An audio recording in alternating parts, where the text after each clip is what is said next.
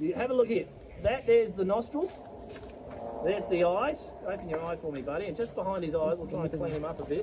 There's a bit of a line down there. That's his ear, just behind his eye there. So his ears, eyes and nose are at the top of his head, which means all those can be at the top of the water without you having a clue. There's a pretty good example there of the girl in the corner there, the top right corner.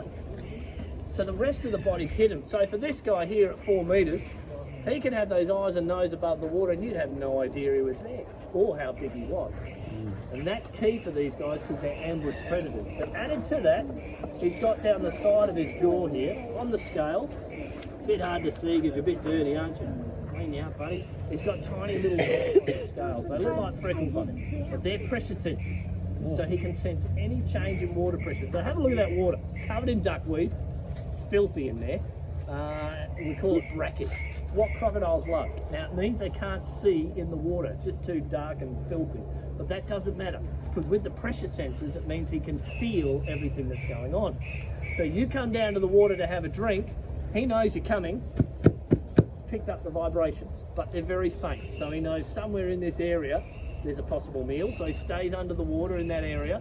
Once you touch the water, you're washing your feet, wash your face, test the temperature, whatever you do, as soon as you touch it, you change the pressure in that area, and he knows about it. And he can feel exactly where you are from where that pressure change happens on his jaw.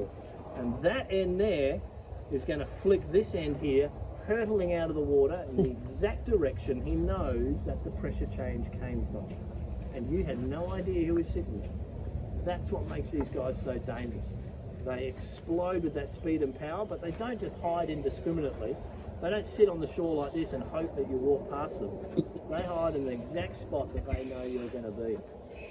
And a lot of people ask us, what do you do if you get grabbed by a crocodile? Any idea? Pray. Pray, that's a good one. Probably your only option, really. A lot of people tell us, poke them in the eye, right? If you poke me in the eye, I'd let you go for sure. And it has worked for some people. I've heard a few stories that have got away from small crocodiles like that. But this guy's not small, all right? So let's see what happens when we poke a big crocodile in the eye. Let's just open that eye up for a minute. This one's looking at me, I know. Let's try this. If you're a bit squirmish, heads up, because we're just going to go right in there. Now, does he look like he's in trouble at the moment? No. He hasn't even moved, has he? He's got a big stick sticking out of his eye. Now, I'll pull it out and watch this, kids. In a moment when he's ready, he's going to open that eye up and it's going to be absolutely unharmed. But the crocodile has a muscle at the back of his eyeball.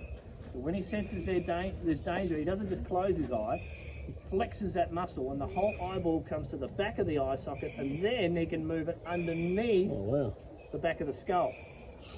Which means when I put my stick in there who's coming, he puts it under here somewhere. And remember, very well protected under there. When the danger's gone, which he's about to do in a moment, and he's happy, he relaxes that muscle, the eye comes back, and then it opens up as if to say, is that all you got? But when he opens his eye, watch closely. He's got 2 eyelids, top and bottom, to close his eye, but inside those eyelids he's got a 3rd one. And it's clear. And when he opens that one, it goes from side to side. We'll see if he does it for you, hey? You're going to open your eye for us? Come on. You're going to be an absolute pill today, aren't you? Yeah. See if we can encourage it a bit, hey? Come on. Here we go. See that? Try again. That was a bit quick for us, Sarah. Settle down. Just close your eye for me. Good boy. You're just going to go super quick today. All right, ready? You watching, kids? Yeah. See that one? Now, you know the cool thing about that 3rd eyelid? It's see-through.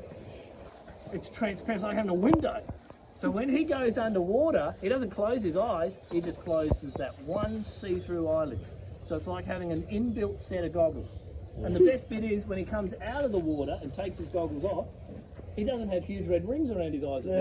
So he still looks cool at the end of the day. So very, very wicked. So these guys are really built for the life that they live in.